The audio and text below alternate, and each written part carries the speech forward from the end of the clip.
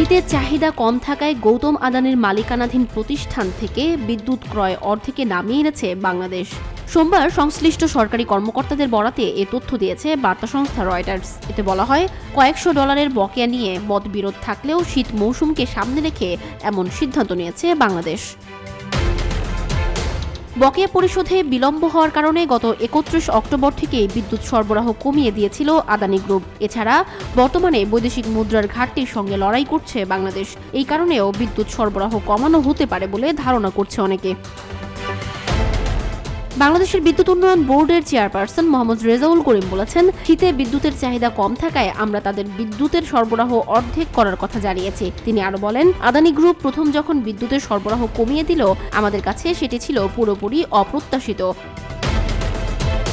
২০১৭ সালে আদানি গ্রুপের সঙ্গে ২৫ বছর মেয়াদী একটি চুক্তিতে স্বাক্ষর করেছিলেন ক্ষমতাচ্যুত প্রধানমন্ত্রী শেখ হাসিনা। এর ভিত্তিতে ভারতের ঝাড়খণ্ডে $2 বিলিয়ন খরচে একটি বিদ্যুৎ কেন্দ্র স্থাপন করেন আদানি। সেখানে 2 ইউনিটের বিদ্যুৎ কেন্দ্র স্থাপন করা হয়, যার প্রতিটি ইউনিটের উৎপাদন সক্ষমতা 800 মেগাওয়াট। রয়টার্সের কাছে আসা একটি নথিতে দেখা গেছে, নভেম্বরে একটি ইউনিট বন্ধ করার পর থেকে গোটা মাস জুড়ে মাত্র ৪১.৮২% বিদ্যুৎ উৎপাদন করেছে গোড্ডা বিদ্যুৎ কেন্দ্র, যা এ বছরের সর্বনিম্ন উৎপাদন।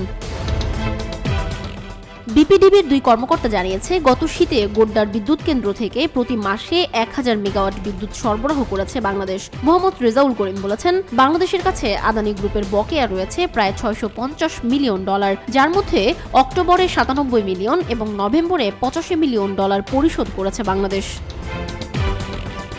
উল্লেখ্য, সম্প্রতি যুক্তরাষ্ট্রের আদালতে ঘুষকাণ্ডের অভিযোগে অভিযুক্ত হয়েছেন আদানি। নিউ ইয়র্কের আদালত আদানি এবং তার কয়েকজন কর্মকর্তার বিরুদ্ধে গ্রেপ্তারি পরোয়ানা জারি করেছে। তবে এসব অভিযোগ নাকচ করে আইনি লড়াই চালিয়ে যাওয়ার ঘোষণা দিয়েছেন ভারতের ধনকুবের গৌতম আদানি।